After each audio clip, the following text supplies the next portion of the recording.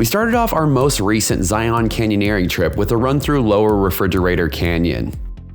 We had actually hoped to do Pine Creek and Keyhole this day, but as you can tell by the sky, it was not looking too safe.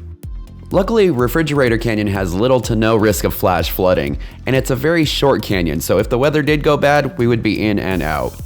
After picking up our permit for both this canyon and Mystery the following day, we climbed aboard the shuttle and headed over to the Angel's Landing trailhead. If you've ever done the Angel's Landing hike, the beginning of this canyon is going to be very familiar for you. And in fact, if you somehow manage to snag both the Angel's Landing permit and the Lower Refrigerator permit, you could do them both in one go. Most likely what you would want to do is hike up to the beginning of Lower Refrigerator Canyon and stash your ropes and heavier gear.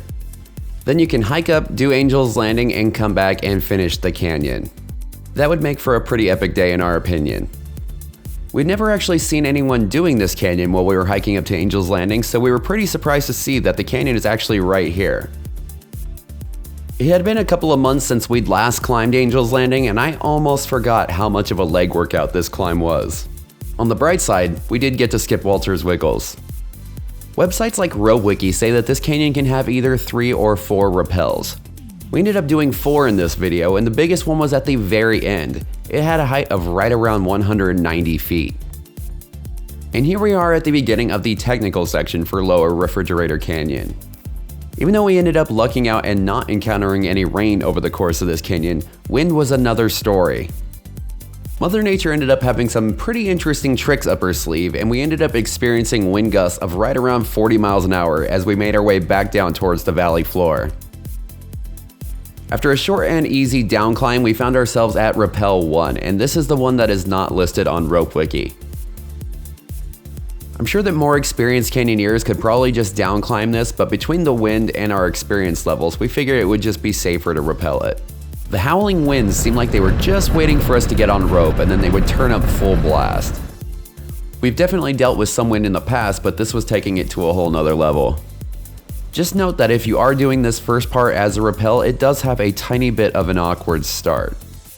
You are starting on a large boulder that is wedged into a crack, so getting turned around can require some slightly fancy footwork. After that, it's pretty straightforward, and the rock's texture should give you plenty of traction.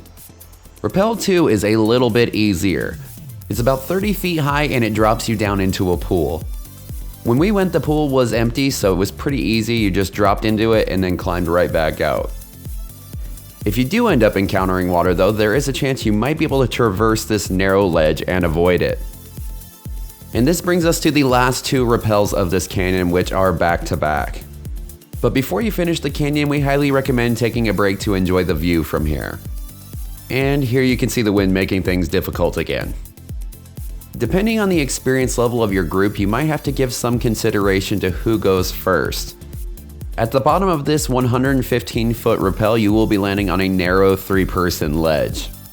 Since An is the most experienced person in our group, he went first so he could help us switch ropes on the ledge. It's a very simple and straightforward rappel, but it is a little bit visually intimidating because you're well over 300 feet above the valley floor. As soon as An got to the bottom, he blew his whistle, but we could barely hear him over the whipping winds. One by one, we headed down to join him and then immediately continue on to the final rappel.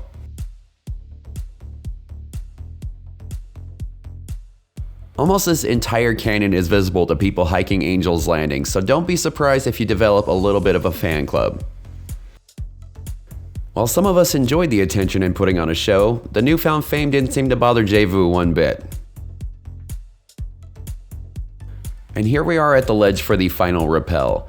You're definitely going to need to use your safety tethers here while you're switching ropes.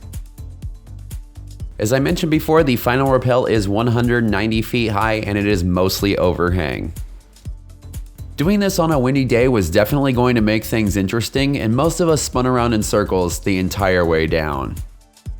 Not only was the wind making things interesting for us, but it was also throwing a lot of rocks down on our belayers as well.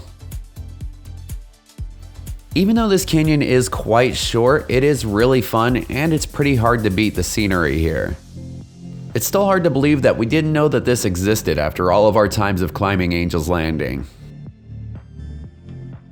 After barely dodging the rope bag, it was time to jump back on the rope and belay because On was the last member of our group to come down. It was definitely a relief once everybody was down because it seemed like the weather was getting worse. From the final rappel, there is a short scrambling section that you will need to take to get back to the Angel's Landing trail. Luckily, On had been here before and he knew the way because the trail is really faint. The good thing is that even though this trail is a little bit hard to follow, it's not like you're out in the middle of the wilderness. The Angel's Landing trail is only about 100 yards to your right, and it's just a matter of finding the best way to get back to it. With one last uphill push, we made our way back to the paved trail.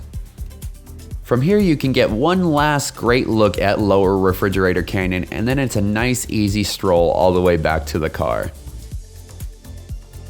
We ended up finishing in right around 4.5 hours, and that's pretty good considering that we're not the fastest moving group.